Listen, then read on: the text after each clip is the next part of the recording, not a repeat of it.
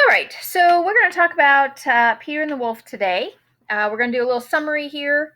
So at the beginning of the story, we have Peter and his friends, the bird and the duck, going into the meadow. The duck and the bird are kind of playing around the pond, and a cat tries to grab the bird, but the bird flies away. Grandfather comes and warns Peter about the fact that there could be wolves, and takes him home and locks the gate so that Peter's safe at home. Then, as soon as Peter and his grandfather are out of the meadow, the wolf comes out of the forest. He catches the duck and swallows her. The wolf then turns his attention to the cat and the bird, who are up in a tree.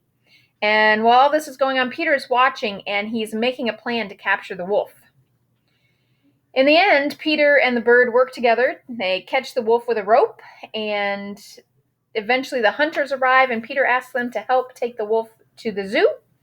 And as they celebrate, they make this nice little parade, and they walk the wolf to the zoo.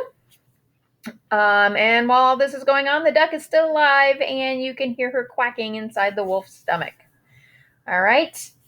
So today we're going to talk about the characters in the story, and specifically we're going to talk about character traits. Now, we've talked about character traits a little bit before. Remember, character traits are how we would describe the character in terms of how they're acting. Okay, it's not so much how they look. We're not talking about physical traits. We're talking about character traits. So in this case, we don't really know how the characters look because we're not told. So we're going to go solely on character traits. So character traits, like when we did Charlotte's Web, we could say that Charlotte was very clever. Okay, we could say Templeton was greedy. He was lazy. We could say that Fern was concerned. One of her characteristics could have been concerned because she was concerned for Wilbur's life. She was also gentle. So those are kind of the things that we're going to talk about here in our story today. So if you look at the character traits in your book here, on page 3, we have Peter, bird, duck, cat, grandfather, wolf, and hunters. So we need to describe them by using one or two words. Obviously, we're not writing sentences. These are teeny tiny squares. But we're describing how they behave. So if I said to you, Peter, what's he like? What would you say? We might say that he's foolish because he's trying to capture the wolf, right? We might say that he's intelligent because he comes up with a plan to catch the wolf. We could say he's fearless. Maybe concerned would be a good word for Peter because he's concerned about his friends, the cat and the bird. So any of those could be used to describe Peter. Okay, so again, you're using character traits, and the character traits should be words that describe how the person behaves, not so much how they look, because obviously we don't know how they look. The story doesn't tell us how any of the characters look. It just tells us how they are acting. Okay? For the bird, we might even say that the bird was brave. You know, the bird is flying around the wolf, trying to help Peter. Helpful. The bird must be fast because otherwise it would have gotten caught, right? We could come up with other words like sneaky for the wolf.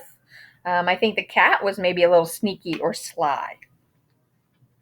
The hunters, well, they're probably alert and they're probably determined because they wanted to catch that wolf.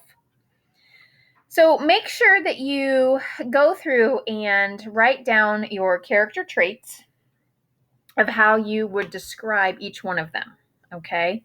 Remember, you're describing their behavior, their attitudes, not how they look, not their actual physical characteristics, okay?